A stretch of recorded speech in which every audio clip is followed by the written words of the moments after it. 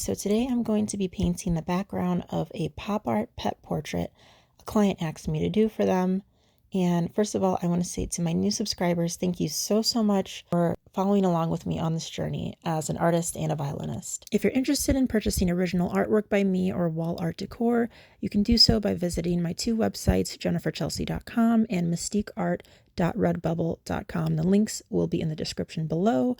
And if you're interested in purchasing commission, you can do so by visiting my website, jenniferchelsea.com. It will have information on what I need from you in order to continue. You can also email me and DM me on Instagram. One thing some people don't know about me is that I do have a degree in web design and graphic design work, and I take commission for that as well.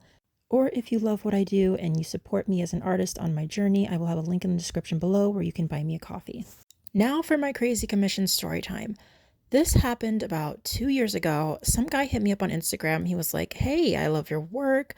I want you to do a Disney-themed pop art portrait for my nieces." I was like, "Okay, cool. That'll be cute. Let me work my magic, darling."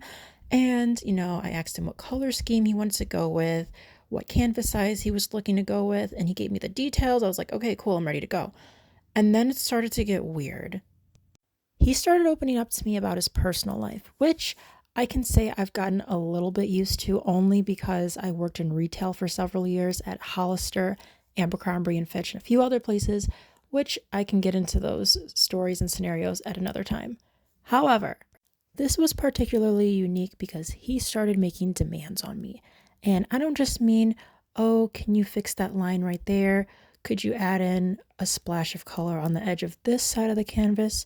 No, I mean he full on wrote me paragraphs on what needs to be changed, how he wants it, what he thought that I was doing wrong, how he thinks he's right.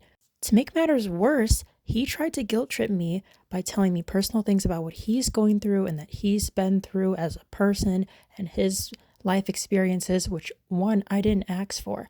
I get the whole be yourself when you're talking to a customer, build a relationship on a surface level, of course. However, he was being extremely audacious and pernickety to the point where it became so overbearing that I ended up not putting my foot down as soon as I should have.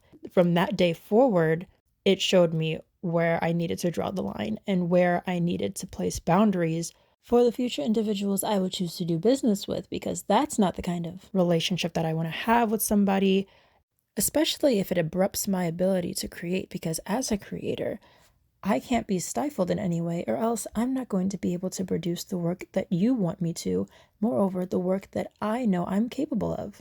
It rubbed me the wrong way, because me as the creator doesn't have to put up with your torment or unreasonably high demands due to your own personal issues.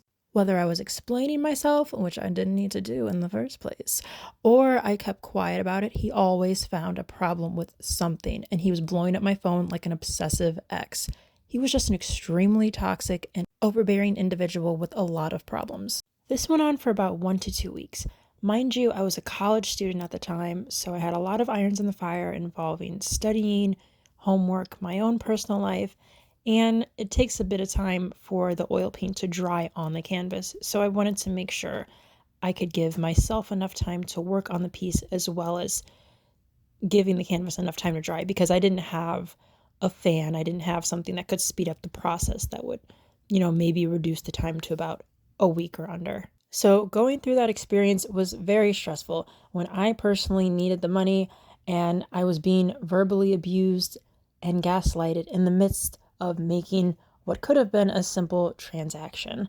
And at the same time, he would come to me if he needed to vent or if he needed to talk about what's going on with him personally or what was going on with him in his life.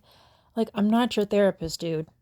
So when the day finally came when I had to drop off the artwork, he apologized, which, by the way, he would sprinkle in little apologies here and there when this whole scenario was going on.